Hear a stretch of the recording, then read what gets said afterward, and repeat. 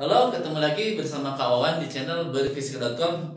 Oke teman-teman, masih tentang mekanika kuantum ya. Jadi bagi teman-teman yang sedang belajar fisika kuantum ya, segera join di video ini ya. Nanti teman-teman akan mendapatkan manfaat yang mendalam ya, dari segi pemahaman. Oke, jadi di dalam mekanika kuantum selanjutnya materinya tentang nilai harapan atau harga ekspektasi. Nah, jadi nilai harapan ini adalah nilai kemungkinan lah, peluang gitu ya, kemungkinan terbesarnya kita menemukan misalkan jarak di mana gitu misal, atau momentumnya di mana dan energinya berapa misal begitu.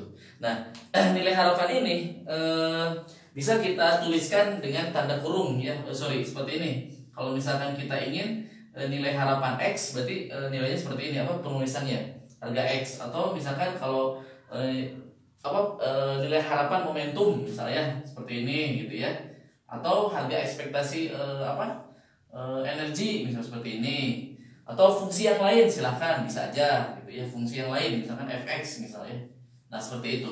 Namun untuk kita sampai ke nilai harapan ini saya akan mengulas tidak terlalu panjang lah, agak singkat gitu ya, tentang variabel ya.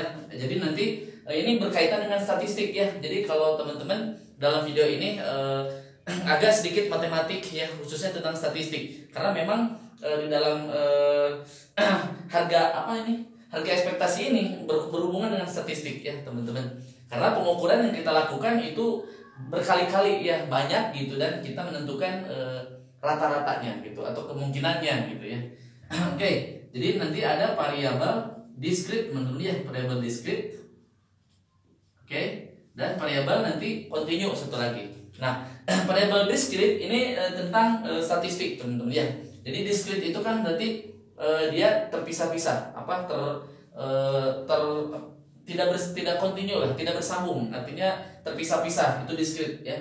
Jadi teman-teman sudah belajar tentang apa itu namanya, misalkan median gitu ya, ya data tengahnya gitu ya, median. Atau misalkan nanti ada modus ya, modus itu banyak data yang paling muncul ya, yang sering muncul. Kalau ini kan sering muncul datanya ya, sering muncul datanya gitu ya, datanya. Oke, kalau median kan berarti titik tengahnya ya, data tengah gitu ya, data tengah. Teman-teman udah paham lah. Oke, saya lebih ke ini, rata-rata min ya, atau rata-rata ya, atau rata-rata. Nah, rata-rata itu tidak lain adalah kalau kita misalkan ada banyak data gitu ya, berarti nanti teman-teman tinggal nulis datanya ke berapa gitu kan, J gitu, J1 dikali NJ-nya gitu ya, N1 ditambah J2 N2 bla bla bla gitu ya, dibagi dengan N totalnya. Nah, penulisan ini bisa saya sederhanakan menjadi nanti sigma ya, jumlah dari data ke berapa dikali N ya, jumlahnya data itu ya. Jadi ini J-nya dengan 0 misal sampai ke J ya, ke J tertentu misal, dibagi dengan N total bagi N. Nah, ini adalah rata-rata teman-teman. Ini adalah nilai rata-rata, atau nah peluang untuk menemukan ya, peluangnya berarti peluang untuk menemukan sebuah data dibanding keseluruhan data ya, saya tulis PJ gitu ya, misalnya peluang ya, peluang data itu ya berarti N ke J ya, N ke J dibagi dengan N, seperti itu teman-teman. Oke, berarti penulisan ini ya, nilai rata-rata ini, oke, saya bisa tuliskan lagi menjadi nilai rata-rata gitu kan misalnya, gitu. Nilai rata-rata itu menjadi apa, gimana teman-teman? Sigma, saya tulis lagi ya, J N ke J dibagi dengan N, seperti itu. Nah, di sini ada NJ per N. Nah, itu adalah peluangnya tadi, probabilitas. Berarti sisanya apa? Sigma J dikali PJ. Nah, itu teman-teman. Ini adalah nilai rata-ratanya teman-teman. Nilai rata-rata dari datanya. Nah, nilai rata-rata ini itu dinamakan dengan, kalau di dalam mekanika kuantum yang sangat interest gitu ya, yang sangat menarik untuk disimak, itu adalah nilai harapan ya. Jadi nilai harapan. Jadi kalau kita misalkan mengukur banyak gitu ya, pengukuran posisi partikel, nah misalkan ini X berarti kita ingin mencari gitu ya posisi partikelnya X. Nah berarti nanti ini diganti jadi X, ini X nya, ini peluang X nih gitu teman-teman ya. Nah kemudian selain median, modus, min, kita juga akan mengenal namanya variabel yang lain, misalkan standar deviasi gitu ya, standar deviasi. Nah, oke, standar deviasi yang ini teman-teman ya, simbolnya adalah sigma. Oke, sigma. Oke, nah standar deviasi ini merupakan rata-rata dari delta J simpangan kuadrat teman-teman ya. Sorry, dikuadratin dulu ya, dikuadratin dulu. Nah seperti ini. Nah kita lebih concern ke standar deviasi. Kenapa? Karena memang kalau cuman selisihnya saja, delta J-nya aja, itu nanti bisa menghasilkan 0 ya. Jadi delta J itu selisih ya, simpangan itu adalah banyak data ya, dikurangi dengan nanti rata-ratanya. Nah nanti ini teman-teman bisa buktikan bahwa ini nanti bisa sama dengan 0 delta J-nya ya. Nah ini sangat menyusahkan kita ya, jadi kita tidak bisa mendapatkan variasi atau simpangannya seperti apa. Nah, kenapa harus ada standar deviasi? Jadi kalau di dalam statistika ya, kita bisa menemukan gitu ya beberapa histogram gitu ya, misalkan data seperti ini. Jadi misalkan datanya seperti ini, yang pertama ada yang kayak gini gitu ya. Nah ini ya 1, 2, 3, 4, 5, 6, 7, 8 misalnya. Nah satu lagi misalkan ya, ada datanya gini 1, 2, 3, 4, 5, 6. Oke, jadi nanti ini Nah, oke 1, 2, 3, 4, 5. Nah jadi sering munculnya di 4, 1, 2, 3, 4 gitu ya. Nah gitu, tuh 2, 3, 4, 5, 6, 7, 8. Nah ini banyaknya ini datanya. Oke, nah jadi di sini ada 2 histogram ya, ada 2 diagram gitu ya. Jadi semua variabelnya sama. Apakah itu min, apakah itu median, ya, apakah itu modus. Ketiganya sama, jumlah datanya juga sama, n-nya juga sama, n sama. Nah tetapi persebarannya berbeda. Nah itulah yang akan ditinjau dengan standar deviasi. Jadi teman-teman akan menghitung standar deviasinya. Oke, standar deviasi itu seperti ini. Jadi standar deviasi itu persebarannya seperti apa. Jadi nanti ini berbeda standar deviasinya. Oke teman-teman. Nah nanti kalau kita lihat dari sini kita punya sigma ya, definisi ini mana tadi? Nah ini berarti sigma dari delta J kuadrat, oke, dikali PJ ya, dikali PJ. Nah seperti ini. Oke teman-teman, kalikan saja delta J nya dikuadratin dulu, kaliin. Atau dibuka dulu, buka. Oke. Delta J itu kan selisih dari data ke rata-ratanya ya. Nah, seperti ini. Oke. PJ. Oke, kita lanjutkan. Sigma dari ini kuadrat. Kuadratin dalam kurungnya. Berarti J kuadrat min 2J teman-teman, ditambah J-nya dikuadratin. Oke. Nah, dikali PJ, peluangnya, probabilitas. Kaliin dengan PJ-nya ya satu-satu. Berarti sigma J kuadrat PJ, oke, min 2J dalam kurung J ya, ini rata-rata dikali PJ ditambah sigmanya mana? Sigma, sigma, oke, PJ dikali J kuadrat, seperti itu. Oke, sehingga saya punya ini, ingat J kuadrat PJ itu adalah berarti dia rata-ratanya teman-teman ya, rata-rata dari J kuadrat. Nah seperti ini, rata-rata dari J kuadrat. Nah seperti ini, dikurangi. Nah ini coba lihat, ada 2J PJ. 2J PJ berarti apa teman-teman?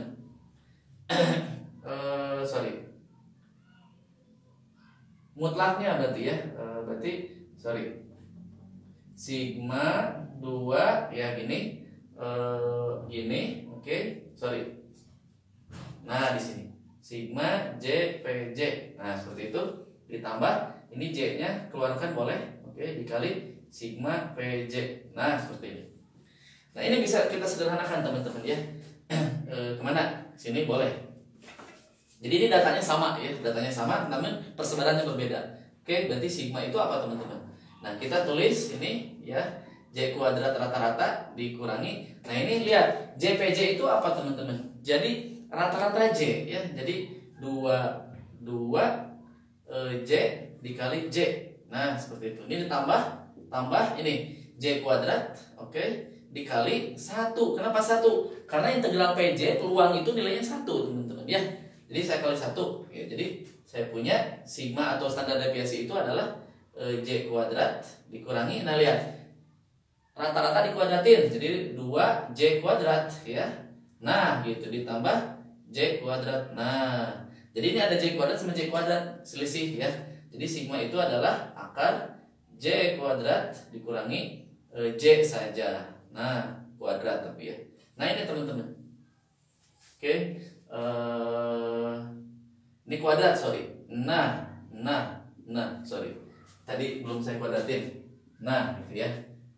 Nah, seperti itu. Ya, jadi kalau sigma kuadrat itu namanya variansi, ya variansinya. Tapi kalau sigmanya saja itu namanya standar deviasi. Oke, di sini aja ya saya tulis. Ini agak berbau matematik ya. Oke, standar deviasi ya. Standar deviasinya adalah apa teman-teman tadi? Akar dari apa ya tadi? Saya mengingatnya dalam dulu ya, dalam dikuadratin dikurangi luar. Nah gitu caranya ya. Jadi dalam kuadrat rata-rata kuadrat seperti itu. Nah berarti J kuadrat itu ya yang ini harus lebih besar sama dengan yang ini. Nah tapi nilainya tidak sama ya. Kalau sama itu berarti 0. Artinya semua variabelnya sama ya. Jadi tidak ada variasi intinya ya. Oke. Nah berarti inilah tentang variabel discrete-nya.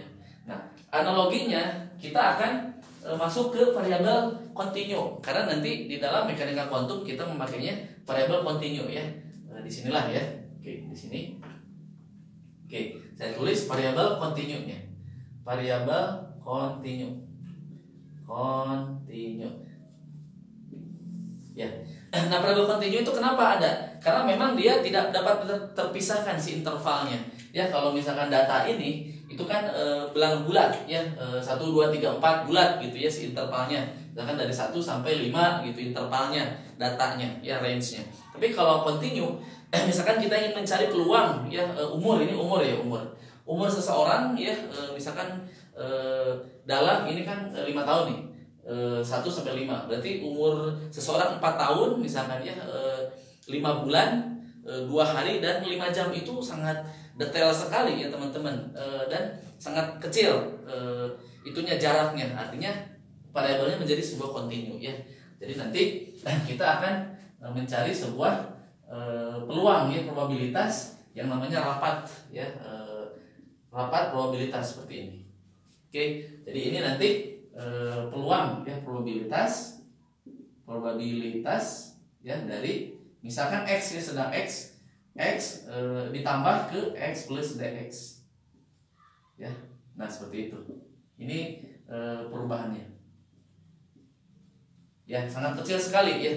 Nah berarti analoginya teman-teman, kita mendapatkan ya sebuah formula ya analoginya, yaitu apa? Peluang menemukan probabilitasnya adalah integral dari rho X kali dx ya, dari minta hingga sampai tak hingga. Jadi ini tergantung range-nya ya. Nah ini kalau di pertemuan sebelumnya kita tulisnya ini rapat mutlak kuadrat persamaan gelombang, boleh teman-teman ya, seperti ini minta hingga si kuadrat gitu ya dx, ini boleh ya. Jadi rho x itu peluang probabilitas. Jadi ini rapat probabilitas atau rapat peluang, rapat probabilitas karena satu dimensi arah x dx.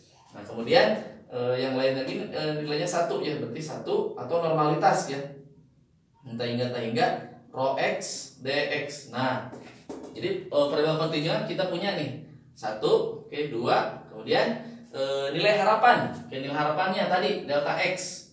Nah berarti apa? Delta x nya kita ke sini. Nah kalau ini sigma berarti ini integral. Nah karena dia kontinu jadi integral. Nah karena ini J, ini X, berarti kita tulis X. Nah tinggal dikali rho X ya.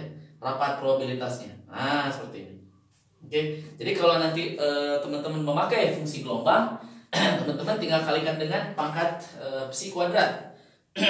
Oke, jadi misalnya begini, integral hingga dari x, nah seperti ini, kuadrat ya, dx. Atau teman-teman bisa menulis lagi integral di sini kan psi kuadrat itu kan konjugat ya, konjugat dikali dengan temannya, oke, dx. Nah seperti itu.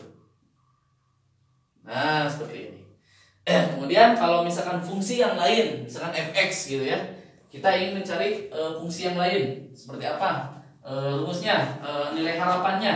Nah berarti teman-teman nilai harapan dari fungsi x gitu ya, itu tidak lain integral hingga teman-teman cukup kalikan aja fx dengan rapat probabilitasnya. Dan yang terakhir standar deviasinya bisa kita tulis, itu adalah akar dari mana tadi standar deviasi? Wah udah kapus ya, dalam aja saya ingatnya ya, dalam kuadratin kurangi luar dikuadratin. Nah seperti harga ekspektasi, ini standar deviasi, standar deviasi. Nah bagaimana kalau nilai harapan P? Nah ini teman-teman tidak bisa ya, tidak bisa dengan cara seperti ini, tidak bisa seperti ini. Misalkan integral P langsung rho x, nggak bisa teman-teman, nggak bisa ya. Kenapa? Karena ketidakpastian yang itu prinsip Heisenberg ya, dimana kalau delta x-nya ketemu, p-nya itu pasti tahingga atau p-nya tidak tentu, seperti itu. Jadi delta p ekspektasi p dan ekspektasi e ini dengan menggunakan operator nanti. Mungkin di video selanjutnya atau yang lain nanti akan saya buatkan gitu ya. Jadi ini tidak bisa seperti ini. Jadi ini depending dulu ya. Jadi ini untuk fungsi yang lain ya, yang x ya, ini x boleh jarak, atau fungsi yang lain misalkan potensial boleh. Oke, jadi video ini memang lebih khusus ke penjabaran analisis dari statistiknya teman-teman ya. Jadi inti dari video ini adalah nilai harapannya yang ini, nilai harapan yang mana ini teman-teman, yang ini oke, atau yang ini sama standar deviasi. Nah ini, nah standar deviasi. Jadi nanti di video selanjutnya saya akan coba contoh soalnya ya, tentang nilai harapan ini bagaimana pengaplikasiannya, serta nanti harga ekspektasi momentum bisa nanti saya jelaskan. Mungkin itu saja yang dapat saya sampaikan, mudah-mudahan bermanfaat. Tetap semangat untuk belajar fisika kuantum, khususnya mekanika kuantumnya. Sampai jumpa, salam berfisika.com.